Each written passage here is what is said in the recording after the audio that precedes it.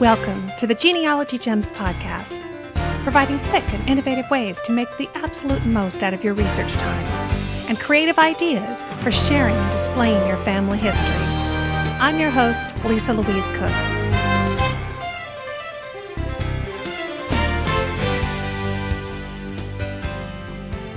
Hi, everyone, and welcome to Genealogy Gems podcast episode number 68. I'm recording this in July of 2009, and it's about 100 degrees outside, so I am even happier than usual to be inside and talking to you. Now, in today's show, I've got some new items for you that are even sprinkled with a little bit of controversy, as well as an interview that I think that you're really going to enjoy. But first off, let's head to the news. Now, I got a press release from my friends, the Genealogy Guys, who do the Genealogy Guys podcast, and they are going to be at the Federation of Genealogical Societies conference in Little Rock, Arkansas on September 2nd through the 5th of 2009. And they're going to be recording their show before a live audience on September 3rd at 3:30 p.m. Audience members will have the opportunity to submit questions that might be selected to be addressed by the guys, so it should be a lot of fun. So for more information about the conference, visit the FGS website at fgs.org. And while I was at the Southern California Genealogical Jamboree recently, I met up with the Genealogy Guys, George Morgan and Drew Smith. And George videotaped while Drew Smith interviewed me about Genealogy Gems and about podcasting. Kind of a change to be on that end of the interview, but they were terrific and it was a lot of fun. And so you can listen to the audio version of that interview on their newest episode of the Genealogy Guys, which was just released. It's episode number 177. And I believe that the video version is going to be published shortly, so you might want to keep an eye out for that. In other news, the Library of Congress has launched the Library of Congress on iTunes U. Now, iTunes U is like iTunes University. It's an area of the iTunes store offering free education, audio, and video content from many of the world's top universities and other institutions. Well, the Library of Congress has an iTunes U section of their website, and it includes historical videos from the library's moving image collections, such as original Edison films and a series of 1904 films from the Westinghouse Works, lectures from the Cooke Center, and the Journeys and Crossings series of discussions with curators. It also includes, of course, audio podcasts. It includes series like the Slave Narratives from the American Folklife Center and interviews with noted authors from the National Book Festival and, of course, lots of classroom and educational materials. Now, all of this Library of Congress iTunes U content is free and it's downloadable. You can find more information about it at loc.gov. And, of course, the iTunes application, I don't need to tell you, is needed to listen to iTunes U on iTunes, and you can download that for free at apple.com/iTunes.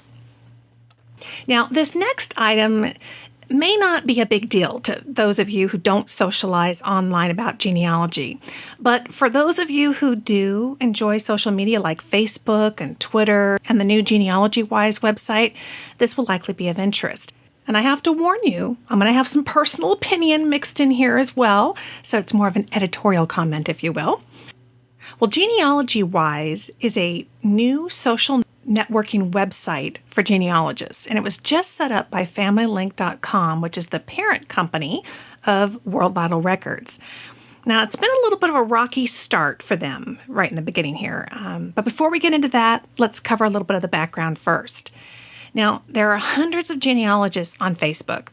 And you know, I've mentioned Facebook here on the show, and I'm on there. It's a thriving community that I really enjoy myself. And we have yet to see how much impact GenealogyWise, which is kind of the new Facebook for genealogists, as blogger Randy Seaver put it, we have yet to see kind of how much impact GenealogyWise is going to have on the activity over on Facebook. You know, whether people will drop one for the other. They both have their merits, which has me kind of wondering, How wise is all this social networking for our genealogy? Now, I really enjoy it, and I don't know about you, but I have found that it is really easy to get sidetracked throughout my day with what's being talked about on both sites and trying to keep up. And sometimes I have a hard time getting my work done, let alone my own genealogy research done. And it's pretty hard in general to carve out as much time as I'd like from my own genealogy research.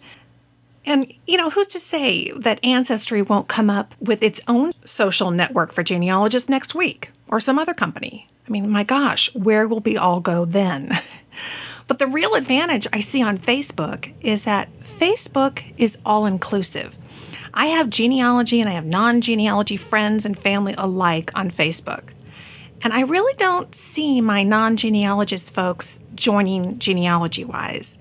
Heck, it's a hard sell just to get them to take a look at a family tree that I've printed out. So that element alone means if I want to use GenealogyWise, I'm going to have to maintain both GenealogyWise and Facebook. And of course, that's where the time challenge comes into play.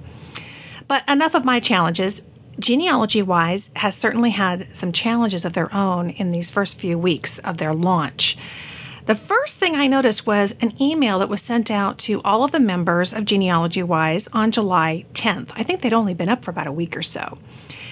It kind of came across as a, here's what you can do for us message. Telling members to add their profile photo, add information to their profiles. And they were naming the top 10 groups that were created by members, which starts to kind of feel like a peer pressure thing, like back in junior high. But that's just my humble opinion. When did Facebook ever tell us what to do with our Facebook profile? In this email, they also told members to start a new conversation thread and respond to a conversation thread. And I figure there was either a lot of pressure coming from the Family Link management to make certain numbers, or they just didn't have a lot of faith in genealogists growing GenealogyWise organically. Conversations for numbers' sake doesn't really seem like a very worthwhile endeavor, and it kind of comes across insincere. And nowhere in the email did it actually say what they would like to do for genealogists. It was just what we could do for them. But that email went fairly unnoticed. Maybe I was the only one that it sort of rubbed the wrong way, but soon enough, just about everyone else was feeling the rub. And that occurred when respected genealogy blogger Terry Thornton, who had been very active and doing a lot to add energy and content to GenealogyWise, he actually posted some criticisms about the site, which were promptly censored and removed. Ooh, bad form from GenealogyWise. And all heck broke loose. Then GenealogyWise announced a contest with monetary prizes to encourage folks to add content. Add it fast and furious. Sort of sounded like throw it at the wall and see if it sticks. Well, that philosophy did not go over very well with thoughtful, methodical genealogists who care about quality of content. GenealogyWise has since announced that they will allow so-called disrespectful posts on GenealogyWise about GenealogyWise, but has asked for feedback on what types of posts, if any, should actually be censored. For instance, should profanity be censored? Not that I've ever run across genealogists with potty mouths online, but okay. But in my opinion, criticism and profanity are really two different issues. So we'll see how they deal with that. Anyway, just this morning, Paul Allen, CEO of Family Link, posted a very thoughtful and heartfelt apology online to Terry Thornton. He apologized for the removal of his content and retracted that distasteful contest that they had put together. Instead, he offered to donate some of the prize money to Terry's Genealogy Society, and that was a really nice move from a pretty stand-up guy. As my mom always said, when you make a mistake, eating dirt is the quickest way to make things right. So I'll have a link in the show notes for you to Paul Allen's apology. It was really a great move on his part. So where do we go from here? Well, I still wholeheartedly encourage genealogists to network with other genealogists online. Do I think that Facebook or GenealogyWise is going to help you significantly build your family tree? Probably not. I mean, don't get me wrong. I know that that can happen, and some people have some wonderful, genealogical serendipity, and they meet a cousin online. But time spent on reliable primary sources is going to pay much higher dividends on a regular basis than your activities on a social network. However, I have had a great experience sharing my interest in genealogy and learning new tips and getting answers to questions and input from other genealogists online. Being part of Facebook certainly enhanced my experience at the recent Genealogy Jamboree conference last month. It was so much fun to meet people in person and visit and share meals together.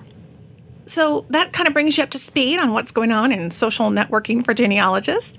And I invite you to join me on Facebook or GenealogyWise or both. You can find me on Facebook at facebook.com/Lisa Louise Cooke. And if you join Facebook, be sure and join the Genealogy Gems podcast Facebook group. We'd love to have you. Just search Genealogy Gems in the search box or click the direct link that I'll have for you in the show notes. And you can find me, of course, at GenealogyWise.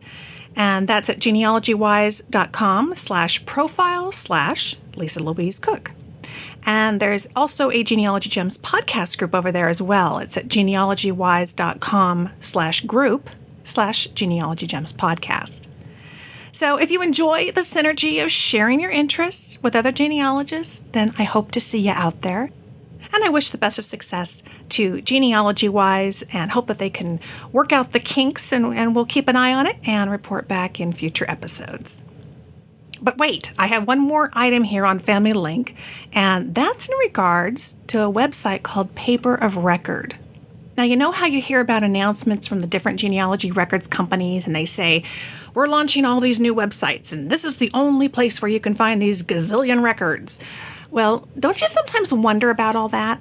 I mean, it's pretty hard to follow it all, and we pretty much just have to take their word for it. Well, one announcement like this that came out a little while ago really caught my eye because it just didn't sound right. World Vital Records announced in their newsletter that the content from the website Paper of Record, quote, is back online. This re-release will include 302 titles and 312 million names. Well, the reason this caught my eye was because I had just learned that Google was making a very similar announcement. You see, Paper of Record was a terrific Canadian website that specialized in providing digital newspapers online. And I reported about that in episode 66 of the Genealogy Gems podcast. Well, World Vital Records was stating that it had exclusive content from Paper of Record. But there was Google announcing that they had Paper of Record content as well, and for free. So I contacted World Vital Records, which of course is owned by Family Link, and I asked if it was indeed exclusive content, and they said yes.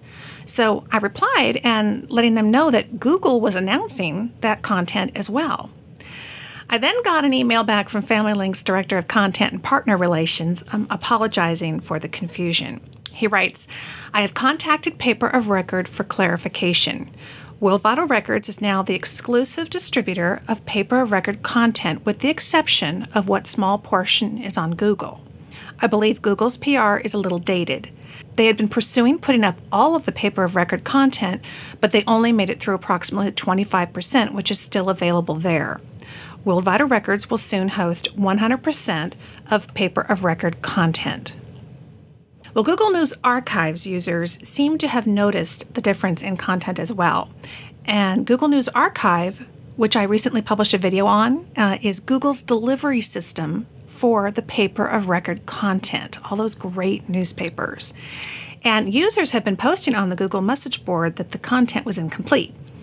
There was such an uproar about this that Bob Huggins, who was the original founder of paperofrecord.com, posted a response. And he said, I've sent an email to Dan Clancy at Google asking for written permission and or a change to the asset purchase agreement of September 2006 and to restart paperofrecord.com. An effort will be made to ensure all former data is available until such time Google's version is complete. We will determine the most economically feasible way to achieve this. Well, that email was written about an effort back in April of 2009, a couple months ago, to make the content available while Google got their act together. But by last month, Google finally answered some of the questions by saying that there were certain newspapers that they were having trouble getting the rights to post. And I think by that they meant that the rights of the original copyright with the original publisher versus getting rights from the paper of record. They supposedly have published all that they have the rights to, which is the majority of the records, and that they hope to post more in the future. But in the meantime, it looks like Bob Huggins struck a deal with World Vital Records. So it's still pretty murky, but it seems to be a pretty unanimous decision that Paper of Record was really a terrific newspaper website. And though Google and World Vital Records, so far, neither one of them are really offering the same kind of search capabilities that Paper of Record had, they seem to have some of the content. And even now, I'm not totally sure that World Vital Records has 100% of the content actually available.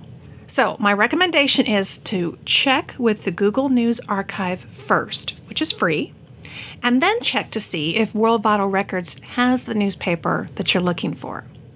Now, if you have any information about the progress being made with the Paper of Records content, I would love to hear from you so I can update everybody here on the show.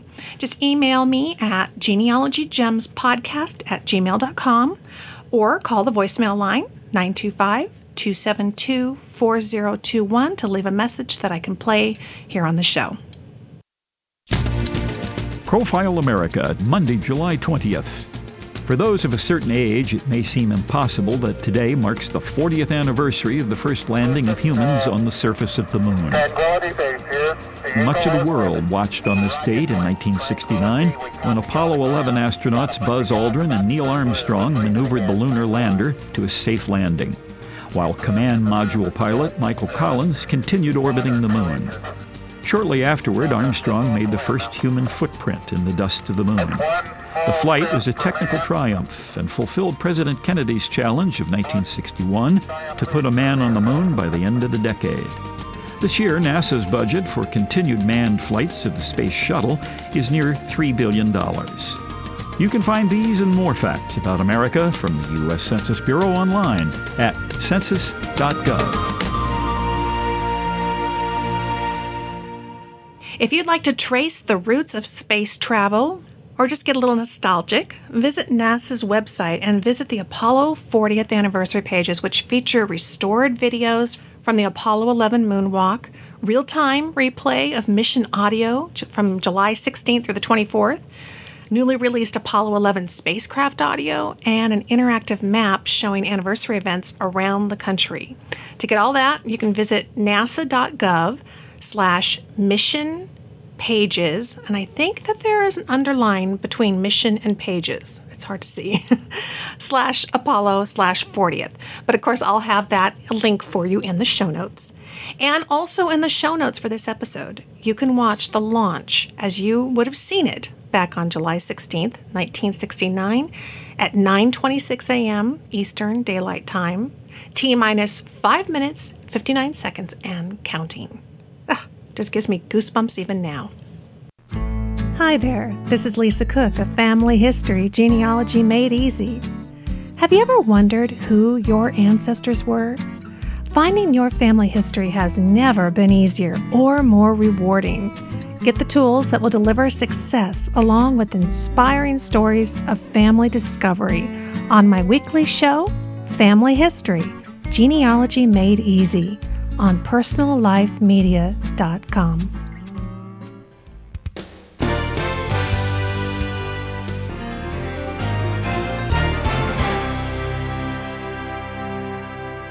Well, in this gem, you are in for a treat. Thomas MacEntee is not only a prolific and knowledgeable genealogy blogger, he's a really nice guy. And in today's episode, I am really pleased to bring you my interview with him, which I recorded at the recent Southern California Genealogy Jamboree. Thomas talks about how to do genealogy blogging, his own numerous blogs, and some tips for you to get started blogging about your own family history. I'm really excited because I have snagged the Genea blogger himself, Thomas MacEntee. Welcome to the show. Thank you. Thank you very much. And we can't miss you because you are totally coordinated here in your shinies. So all the other Genealoging people know they can find me and spot me across the room here at Jamboree. So that's right. Yeah. And I have seen you. I've seen you in the exhibit hall. I've seen you in classes. Right. What have you been doing so far? We're only halfway through. I can't believe we're only halfway through because it's gone by quickly. I got in yesterday about 11 o'clock in the morning, and but it was a long day from Chicago, the flight and everything. But mostly I've been socializing, and I knew that would happen. I mean, I signed up for a lot of sessions, and I played hooky on a few of them, and I have to admit. And you filled out Paula's survey, and you told her you were going to be in class. Of course I did, yeah. But no, mostly it's been socializing, and I've actually been talking to people that don't have genealogy blogs that are very interested, and I think they've got certain hurdles mentally that they want to overcome. They're afraid of certain privacy issues, copyright issues. They don't think they could write well enough for a blog. So I'm not strong-arming people into having a genealogy blog, but really I'm just laying the information out there for them and trying to alleviate some of their apprehensions. Well, and let's talk about that, because it's such a unique area within genealogy that you've kind of taken on and kind of become the father of the genealogy bloggers. We had a genealogy blogger summit this morning that you sponsored, the GenealogyWise sponsored, and I felt funny because I was up there on the panel, and I mean, I love to blog, and I do audio blogging and writing blogging and that kind of thing. But there's Thomas MacEntee sitting in the audience. I felt like you should have been up there, but you were sponsoring it. Right, I was sponsoring it, and I also, I didn't, and the panel was full by the time I hopped in and and decided to sponsor it. Also, but I really didn't want to have that much of an influence over the content. I thought it was great. I mean, people that didn't know the 8 panelists got to know them a lot better. But also, if you were brand new to blogging, you had some great tips yourself. You were picking up on the whole SEO thing. You might want to mention what SEO is, because here I am dropping an acronym. But the whole idea of using keywords, and I brought that up when you compose a title on a blog post. That was a great tip. Yeah. The other thing I didn't add is don't use any funny characters. They say don't use like a pound symbol, even a question mark, because then it sort of gets scooted down the list from the other stuff, And does a colon do that? I'm always doing colons. Yeah, I try. Dashes I do, colons I don't do. Right. So, and actually, that is one of the next items I'm working on. We just came out with the genealogy blog primer over on the GenealogyWise site, and our next project is how to market your genealogy blog. So that's going to be a whole new presentation on what options, almost all of them free, are out there to market your blog and get yourself noticed. Well, then let's talk about, how did GenealogyBloggers start? Do you do this full time? I know that I have 10,000 questions, Thomas. I want to know, how many blogs do you have? Let's start there. How many blogs do you have? I have about 11 blogs. I think 9 of them are genealogy related. One is my legal technology consulting business, and one is actually, it's funny how Ancestry Insider talked about the whole employee blog. Yes. One is started as an employee blog from my last job. I was actually laid off, and they didn't pay me my wages, nor did they pay 1,200 other people. So we started... There's something to blog about. Well, we started a blog. Actually, what happened, it was a way for me to coordinate the bankruptcy process to make sure that people got their money and got their claim in. And that's the power of a blog. I mean, you can reach a lot of people with a blog. So my 9 genealogy ones, I have one on obituaries from my ancestral hometown of Lowville, New York, in upstate New York. Right. I have one on New York State rural cemeteries. New York started a rural cemetery movement in the 1840s because they didn't want bodies buried. The whole cholera epidemics of the 1840s, they didn't want the bodies buried in the cities. So they required that there be cemeteries outside city limits. And it was also when Frederick Law Olmsted, who created Central Park, was starting the whole movement of parklands with rolling hills. So basically, this was the first landscaped cemetery movement in the country. Wow. So that's one blog, and I also highlight all those cemeteries. And I have Destination Austin Family, which is my Austin line from Rhode Island and New York. I have GenealogyBloggers, of course. Boot Camp for GenealogyBloggers. Bloggers, which is our technical blog, which is great. I mean, it really, if you want to know how to do a widget or how to back up your blog, that's the place to go. And we've also gotten to the point where we're talking about WordPress blogs, not just Blogger blogs, which I think is important. Yeah, it is. And now I'm losing track. Oh, I also have one called And I Helped. You remember the not Kentucky Fried Chicken, Shake and Bake commercial? Yeah. Remember when the girl said, and I helped? Oh, well, yeah. it is a blog about my mother's recipes. So it's a genealogy blog based on family history, based on recipes that were handed down in my family. So that's one of my blogs. I also have one called Catskill Christmas, basically on Christmas traditions where I grew up in New York. So, yeah. I take it you blog every day. I blog every day. Some blogs I don't update every day. Okay. And that's one of the questions that came up quite a bit today during the Blogger Summit is I don't have the time to post every day. You don't have to post every day. Right. Some blogs I post, to be honest, once a month. But what people need to understand is when you blog, it's still sitting out there for people to find it on Google. Exactly. You know, if I'm posting my surnames, just because it's not fresh doesn't mean that someone's going to visit it they're going to visit it for the first time a month from now, 2 months from now, a year from now. So if you have to have a web presence. I really think you do. Every genealogist should have a blog, you know, and you can reveal as much information about yourself and your family as you want. You know, you have total control over that. Right. That was, I think, one of the other perceptions is people think that everything's out in the public. Well, they're looking for rules. Okay, tell me the rules. And there really aren't rules. Well, There's some guidelines, Well, the right? thing is, I think there aren't rules because the platforms like Blogger and WordPress give you enough freedom to do what you want to do. But use some common sense. Yeah. I mean, if I'm going to write about a living person, just like we do in genealogy, when you're producing a chart or you're uploading your family tree online, you don't list living relatives. Right. So if I'm going to write about a family story that involves a living person, I'm usually going to ask them first. I mean, that's only common courtesy. It's also a way to keep the families happy to do it that way. But so also there are some people that don't reveal even who they are. We have Ancestry Insider, we have Footnote Maven, we have Dear Myrtle. If you try hard enough, you can find out who these people are, but that's also part of their branding. That's what I'm going to talk about in marketing your genealogy blog. Some people have a brand. You have a brand, Genealogy Gems, you know? And so so when I think of you, I think of Genealogy Gems. I don't think of Louise Cooke, right? You know, and that means that the brand is successful. Right. I mean, to me, you know, I don't. So that people have a sense of I know what I can look forward to when I go there, and I can actually start to anticipate the next post. Right. And so you can control your privacy. Copyright is another concern. They say, well, you know, I can't cite anything. That's not true. You have to understand how the fair use law works with copyright. And you cover a lot of that in your the law with. Actually, a great source is Craig Manson for that. His genealogy, I mean, that's really where he got noticed. Because he's a lawyer. He is a lawyer, and that's how he got noticed in 2007, where some copyright issues were coming up involving bloggers. And the other one, a great site that I mention a lot, is Stanford University in California, has a whole page on what their libraries should follow in terms of copyright rules, you know.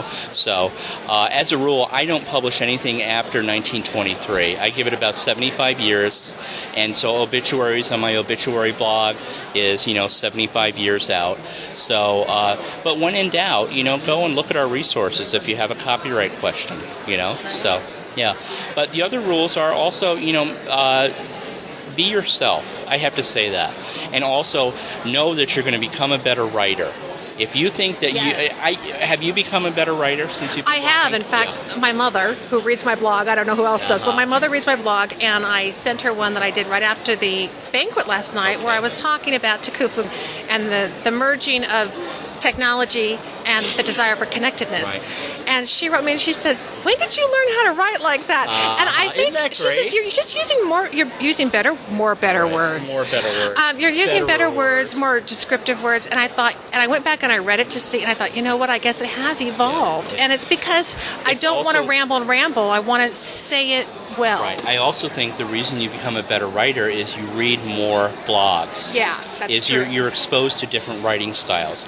People, Randy Seaver is a great writer. Footnote Maven I adore, and we all have different styles. And that's the one thing I had meant to mention during the blogging summit is people were saying, well, where do you get these templates? I like the look of this.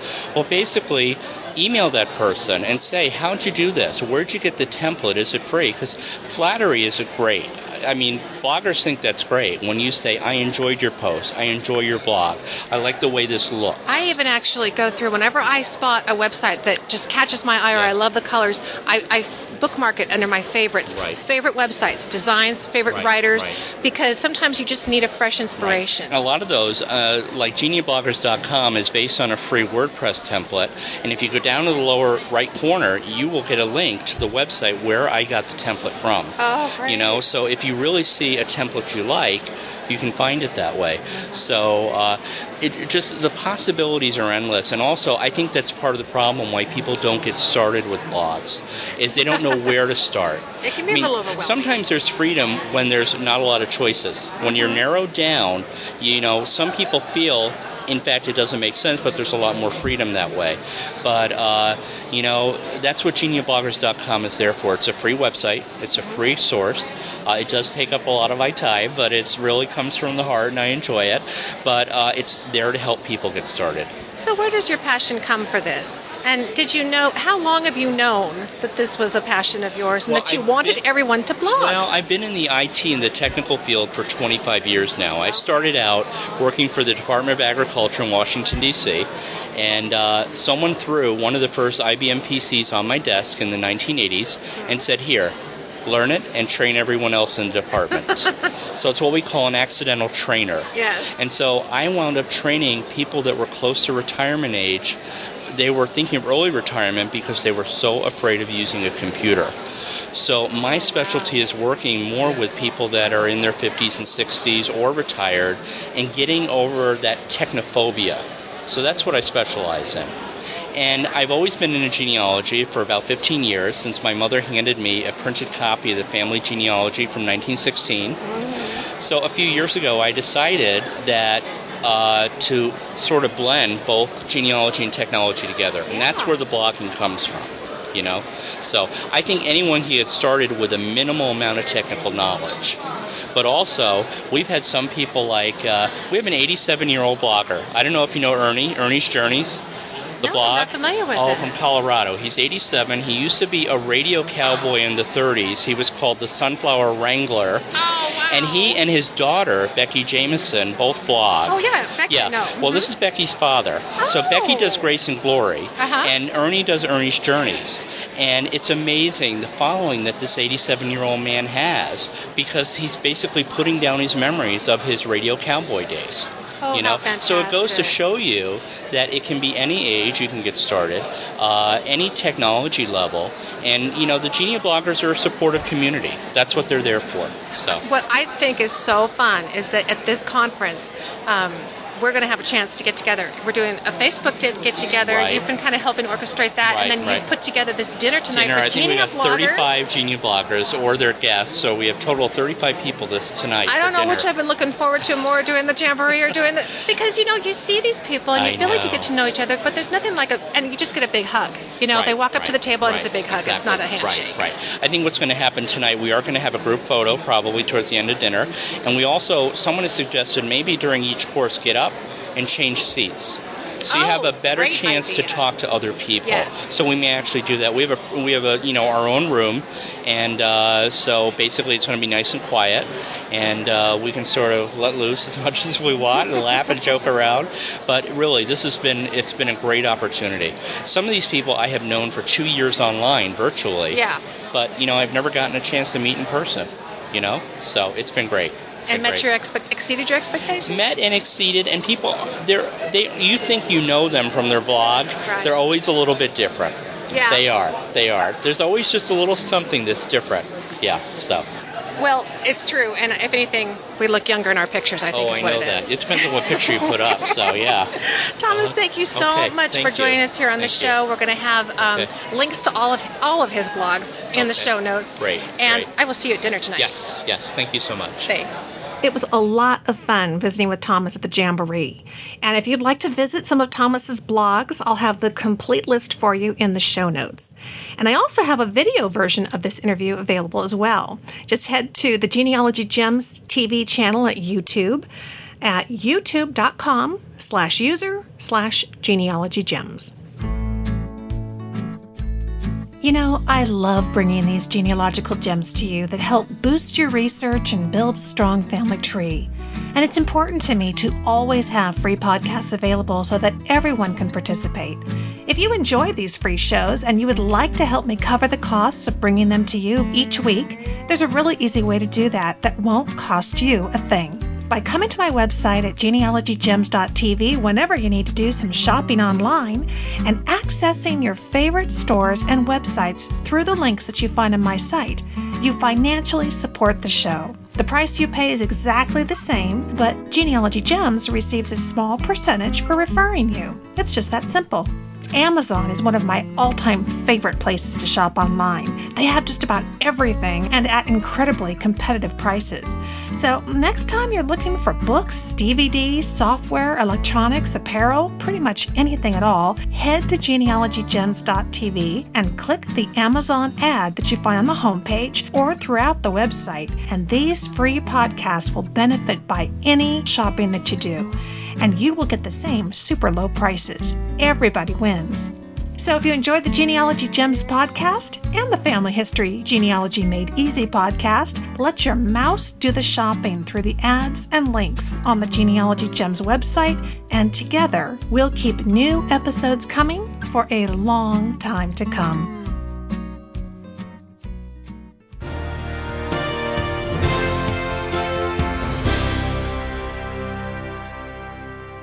Well, I have a little quick gem for you. It's a snippet of my interview with Eric Grunset. He's the library director at the DAR Library, and their website is dar.org. Now, as you may know, I am the producer and host of the Family Tree Magazine podcast. It's a monthly show for Family Tree Magazine, and I get an opportunity to talk to a lot of great librarians around the country in their Library Spotlight segment. And I always enjoy asking librarians what their favorite collection is. Sometimes it's one that's very focused on genealogy, and sometimes it's just something that they uncovered in the back room that they've have a personal interest in. Well, in this little snippet, Eric Grunset shares a collection that he found at the DAR Library and has a particular interest in, and that's being prepared for release to the general public.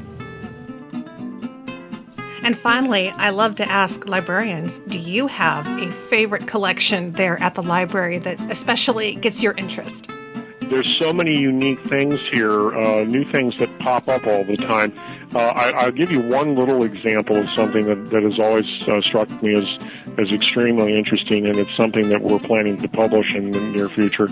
The DAR had a chapter between the world wars in Shanghai, China, and the members of that chapter produced two typescript volumes of vital records relating to Americans in China and Korea.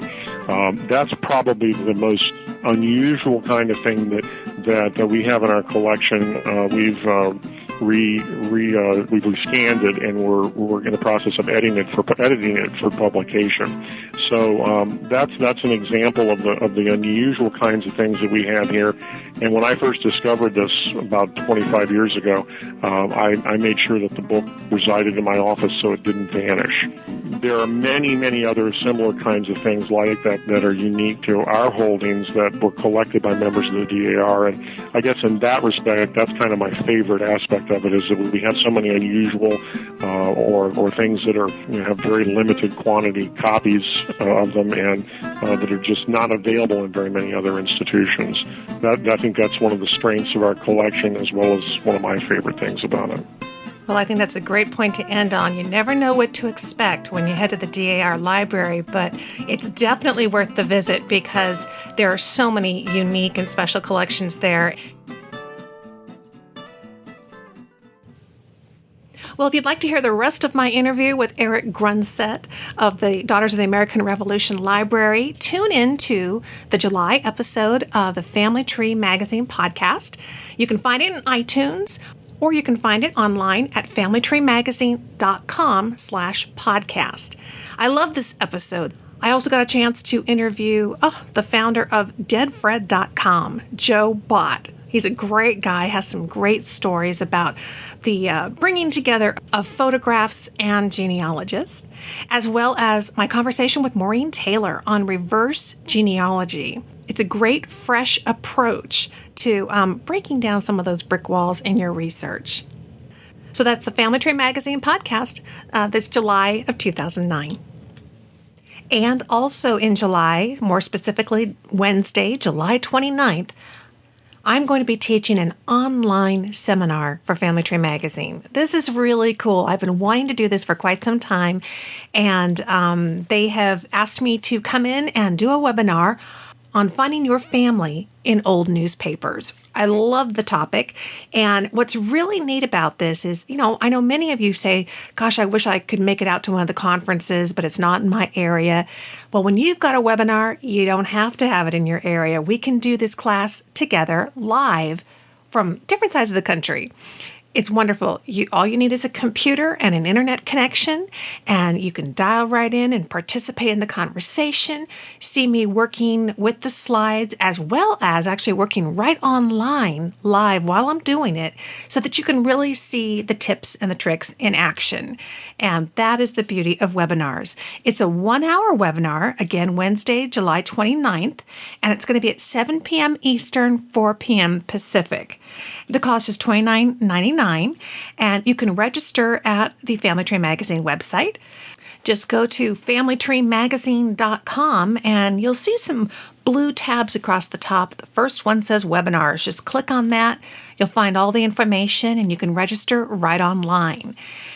And if you register in advance, you have the opportunity to submit some of your own questions so that I can answer them right then during the webinar. So this is really cool technology, the next step in genealogy education. If you can't make it to the conference, this is a way of kind of bringing the classes to you. And also, oh my gosh, there's been so much going on with Family Tree Magazine lately, and I have an article in the most current issue. You probably just got this in your mailbox. It's the September 2009 issue of Family Tree Magazine. So excited. I think I mentioned before that Genealogy Gems was listed under the 101 best websites for tracing your family roots, and that was just really exciting. The Genealogy Gems is listed under top sites for cutting-edge tools and tips. I love that category. There are obviously 10 great websites listed there, and I am very honored to be among them. And also the September 2009 issue. If you look in the toolkit section towards the back of the magazine, you'll find an article that I wrote called Grave Transformations on page 66 and 67. And actually, I produced a video that goes along with this article that shows you step by step how to do the process that I'm talking about in this. The idea is that we don't want to destroy tombstones. And so I used a photo editing program that I've used to improve images, my family photographs with. And I experimented with taking photographs of a gravestone and then using the different light source type alterations, contrast, brightness, sharpness, that kind of thing, to bring out the various aspects of the tombstone so that I can read the entire thing without ever touching it. No shaving cream, no rubbings, no nothing like that. You don't have to touch the gravestone. You can actually work with it right just from the photograph. So check that out. It's really a fun technique and certainly gravestone friendly, right? To find the video that goes along with that, Family Tree Magazine also has a channel on YouTube. So just type in Family Tree Magazine in the search box, and you will look for the Grave Transformations video. And I'd love to hear from you if you try out this technique with a hard-to-read gravestone. Sometimes people, will take a photograph for us of a tombstone where we're not in that area, and we get it and we go, oh, that's great, but I can't read it very well. Try some of these techniques, and I'd love for you to email me and send me an example of how you were able to improve the image and be able to read it more clearly. So send that along to genealogygemspodcast@gmail.com. Would you like to boost your genealogy research and break through those brick walls? Well, here's your answer. Become a Genealogy Gems premium member. You'll get 2 extra members-only episodes every month packed with great tips that you can use right away and instructional videos walking you through the best internet tools step by step. In the current series called Google, a Goldmine of Genealogy Gems, I'll show you how to get the most out of Google. If you enjoy the Genealogy Gems podcast, then you're going to love being a Genealogy Gems premium member. This is Tim Cox. I'm a premium member, and I have been for a while. I just wanted to call and let you know that I really enjoyed being a premium member, and one of the perks I like about it is the videos. I learned how to build my own genealogy dashboard. The videos were called Google, a Goldmine of Genealogy Gems, and because I made that dashboard, I'm able to monitor all the blogs and the websites that interest me, and I was able to create tabs. So each tab has different topics, and just go to each one I want. This is like the best thing since sliced bread.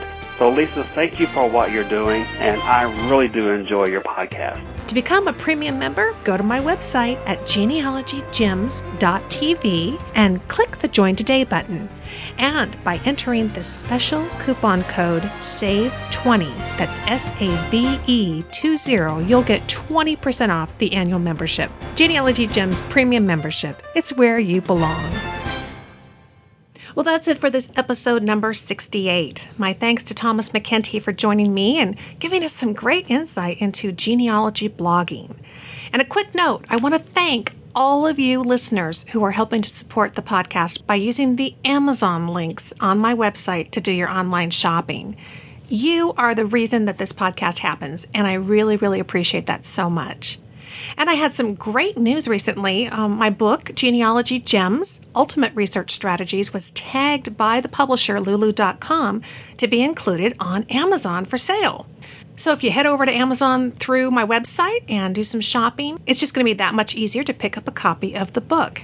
And the best part is the shipping is less on Amazon, so that is great. And mark your calendars. I hope that you'll join me at the Family History Expo in Sandy, Utah. It's just outside Salt Lake City, a great place to take the weekend to do a conference and maybe a couple extra days at the Family History Library. I know that I will be doing that.